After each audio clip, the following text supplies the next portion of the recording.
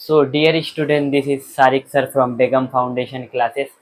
आज जो है हम लोग बहुत ही इंपॉर्टेंट चैप्टर स्टार्ट करने जा रहे हैं क्लास 9 का सीबीएसई चैप्टर 4, जिसका नाम है linear equation in two variable.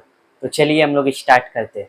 तो यहाँ पर देखो, हम लोग का जो चैप्टर है क्या चैप्टर है, linear equation in two variable.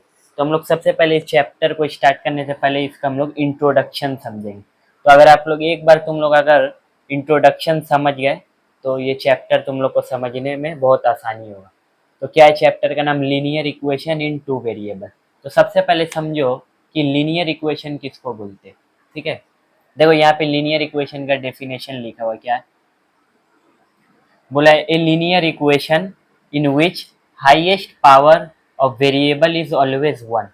मतलब लीनियर इक्वेशन उस इक्वेशन को बोलते हैं जिसमें हाईएस्ट पावर वेरिएबल का कितना हो, वन हो। तो इसको हम लोग क्या बोलेंगे, लीनियर इक्वेशन। जैसे इसका तुम अगर जनरल फॉर्म देखो क्या है, A X plus B Y plus C is equal to zero. तो यहाँ पे तुम देखो ये एक लीनियर इक्वेशन है। क्यों लीनियर इक्वेशन है, देखो यहाँ पे जो एक्स और वाई ये एक वेरिएबल है। यहाँ पे वेरिएबल का देखो पावर कुछ नहीं है, मतलब वन है। तो इसलिए क्या हो गया, लीनियर इक्वेशन। और हम लोग का सिलेबस में क्या है, टू वेरिएबल, इसलिए देखो एक्स एक वेरिएबल हो गया और वाई एक वेरिएबल हो गया। तो ये हो गया टू वेरिएबल। तो लीनियर इक्वेशन भी हो गया और टू वेरिएबल भी हो गया। और वो यहाँ पे जो ए और बी है इसको हम लोग क्या बोलते हैं, कोएफिशिएंट। मतलब एक्स का कोएफिशिएंट हो गया ए और वाई का कोएफिशिएंट हो गया बी। और जो सी है इसको बोलते हैं कांस्टेंट टर्म, ये हो गया इज इक्वल टू जीरो। तो यही को हम लोग क्या बोलते हैं, linear equation in two variable. जैसे यहाँ पे मान लो हम एक इक्वेशन लिख रहे हैं, two X plus five Y plus six is equal to zero. तो यहाँ पे देखो एक्स और वाई का हो गया टू वेरिएबल, और लीनियर इक्वेशन भी है क्योंकि पावर वन है। और यहाँ पे देखो ये टू और फाइव का हो गया, टू और फाइव ये हो गया कोएफिशिएंट, और सिक्स का हो गया कांस्टेंट टर्म, और एक्स और वाई क्या हो गया, वेरिएबल। तो ये हो गया तुम्हारा पूरा इंट्रोडक्शन। एक बार फिर से रिकॉल कर दे रहे कि हम लोग का चैप्टर है लीनियर इक्वेशन। लीनियर इक्वेशन मतलब एक ऐसा इक्वेशन जिसमें हाईएस्ट पावर जो वेरिएबल का हो कितना, वन होना चाहिए। तो देखो पावर हाईएस्ट वेरिएबल कितना है, वन है। और चूंकि हम लोग का सिलेबस में टू वेरिएबल है इसलिए हम लोग टू वेरिएबल दिए। यहाँ पे टू वेरिएबल हो गया, और जो ए और बी है ये हो गया कोएफिशिएंट, और सी हो गया constant term is equal to zero. ये हो गया जनरल फॉर्म। बस इसी से तुमको अब हम लोग एक्सरसाइज में, अगर तुम इसको अच्छे से समझ गए हो तो एक्सरसाइज तुम्हारे लिए बहुत आसान हो जाएगा। अगर नहीं समझ में आया तो तुम वीडियो को पीछे करके भी देख सकते हो। तो ये होगी हम लोग का इंट्रोडक्शन। अब हम लोग आगे बढ़ेंगे क्वेश्चन में। तो अब हम लोग क्वेश्चन में आगे बढ़ते हैं। इसका इसका स्क्रीनशॉट अगर लेना चाहो तो ले लो।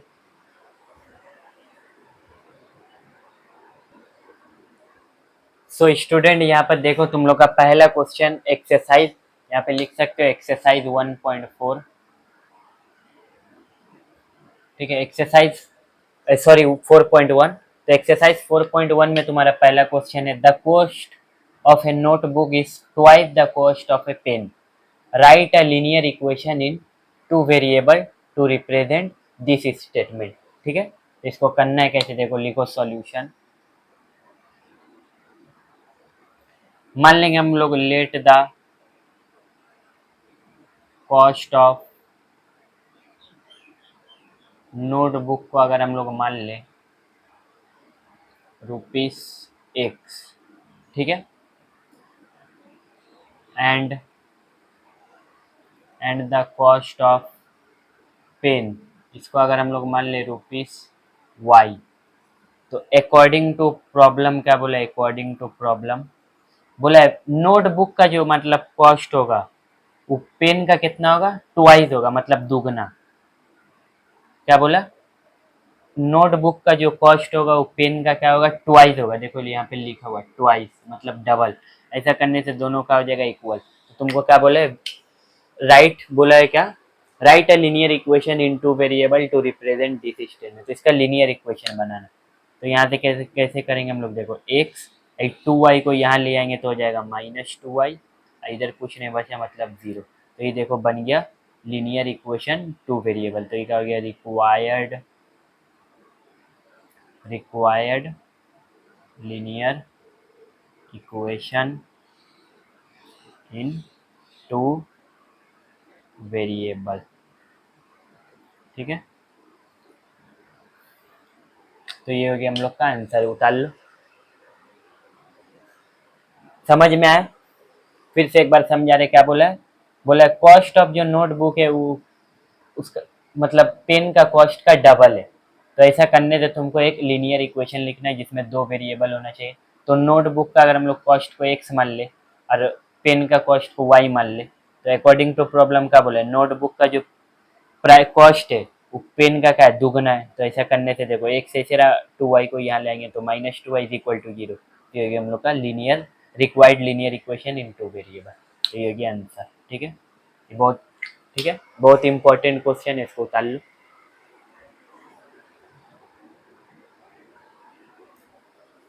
तो देखो क्वेश्चन नंबर 2 में क्या बोला, express the following linear equation in the form of ax plus by plus c is equal to 0 and indicate the value of a b and c in each case। ठीक है, तुमको पहला देखो इसमें equation दिया हुआ है 2 का 1 में 2x plus 3y is equal to 9.35 और ये दिया हुआ है बार। तो तुमको इसको इस फॉर्म में लिखना है, ax plus B Y plus C is equal to 0 का फॉर्म में लिखना है और इसमें बताना है कि a और b और c का वैल्यू क्या होगा। तो यहाँ से देखो हम लोग इसको ऐसे लिख सकते हैं 2x प्लस 3y और ये वाला 9.35 बार है तो इसको यहाँ ले जाओगे कितना हो जाएगा, -9.35 बार। इधर कुछ नहीं बचा मतलब इज इक्वल टू 0।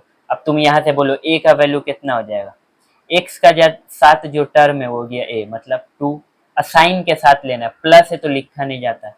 अच्छा यहाँ पे देखो b का वैल्यू कितना है, y के साथ कितना है 3 तो 3। फिर c का वैल्यू देखो कितना है, यहाँ पे देखो ये तो लेंगे लेकिन साइन के साथ -9.35 बार। तो ये देखो एक ये वाला इक्वेशन जो है ax plus B Y plus C is equal to 0 का फॉर्म में आ गया और यहाँ से a b c का वैल्यू हम लोग बता दिए, ये हो गया आंसर। ठीक है, इसी तरह 2 नंबर देखो, 2 नंबर है x minus Y by 5 minus 10 is equal to 0। ठीक है, तो इसको देखो हम लोग ऐसे लिख सकते हैं x minus 1/5 into Y minus 10 is equal to 0। तो ये देखो ax plus B Y plus C is equal to 0 का फॉर्म में आ गया। अब यहाँ से तुम a का वैल्यू कितना हो जाएगा, x का साथ कुछ नहीं है मतलब 1, b का वैल्यू कितना हो जाएगा, देखो y के साथ जो टर्म है वही हो जाएगा लेकिन माइनस के साथ, तो -1/5 और c का वैल्यू कितना हो जाएगा, देखो -10। ठीक है, ये हो गया 2 नंबर। अब क्वेश्चन नंबर देखो 3, 3 में क्या दिया हुआ है, तुम लोग को समझ में आ रहा है ना ये सब?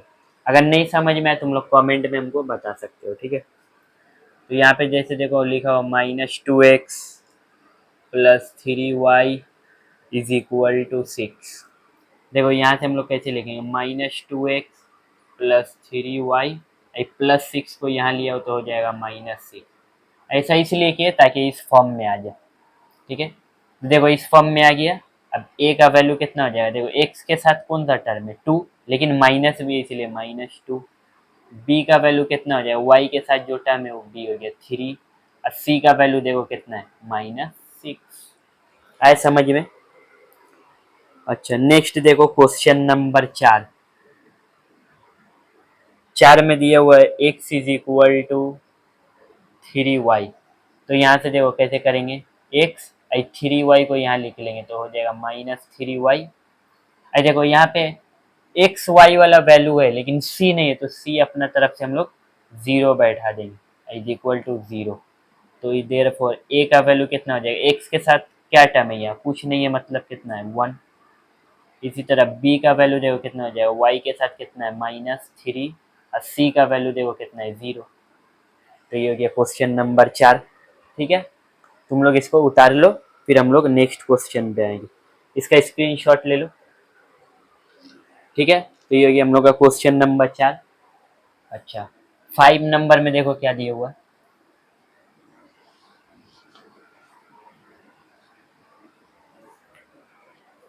देखो क्वेश्चन नंबर 5 में दिया हुआ है 2x is equal to -5y। देखो इसको कैसे करेंगे, 2x -5 को यहाँ लिया हो तो कितना हो जाएगा, +5y। देखो सी वाला टर्म कुछ नहीं तो अपना तरफ से हम लोग क्या बैठा देंगे, 0 इज इक्वल टू कितना हो जाएगा, 0। तो यहाँ से ए का वैल्यू कितना हो गया, 2, बी का वैल्यू कितना हो गया, 5, और सी का वैल्यू देखो 0। ठीक है, नेक्स्ट देखो क्वेश्चन नंबर 6, क्या दिया, 3x + 2 इज इक्वल टू 0। अब यहाँ पे देखो 3x है प्लस y वाला टर्म नहीं तो अपना तरफ से हम लोग क्या लिख सकते हैं, 0 इंटू वाई, अब +2 ऐसे रहा इज इक्वल टू 0, क्योंकि 0 इंटू वाई तो होता है 0, तो यहाँ पे 0 वही बात पड़ा, तो इसलिए हम लोग अपना तरफ से 0y लिखे, क्योंकि 0 और y को मल्टीप्लाई करोगे तो वही 0 आ जाएगा। तो यहाँ पे लेकिन हम लोग को y वाला टर्म लिखना है, तो इसलिए अपना तरफ से 0 इंटू वाई लिखेंगे। तो यहाँ से a का वैल्यू आ गया, देखो x के साथ कितना है 3, फिर b के वाला वैल्यू कितना है, y के साथ कितना है 0, और c का वैल्यू देखो 2। ठीक है, 6 नंबर हो गया।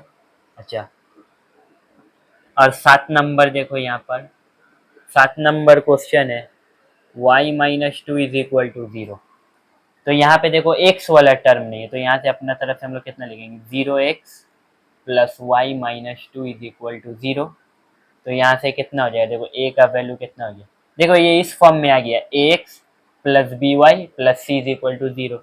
तो a का वैल्यू देखो x के साथ कुछ है कितना है, 0 है, तो a is equal to 0। b कितना हो जाएगा, y के साथ कुछ नहीं है मतलब 1। c कितना हो जाएगा, -2, देखो -2 है। इसी तरह क्वेश्चन नंबर 8 देखो, ये सब इजी इजी ऑब्जेक्टिव में आएगा, ठीक है, लेकिन इम्पोर्टेंट है क्वेश्चन, ये सब करके जाओगे तुम लोग। बस जितना मेरा वीडियो हम जितना करा रहे उसको अगर अच्छे से करके चल जाओगे तो इंशाल्लाह तुम लोग का फाइनल एग्जाम में 100 में नहीं भी तो 80 से 90 मार्क्स आएगा ही।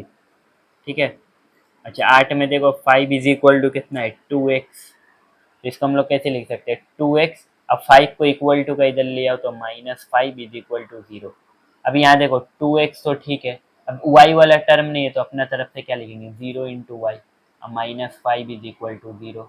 तो यहाँ से a का वैल्यू कितना हो गया, x के साथ कितना है 2, b का वैल्यू कितना हो गया, y के साथ कितना है 0, और c देखो -5। तो ये हो गया आंसर।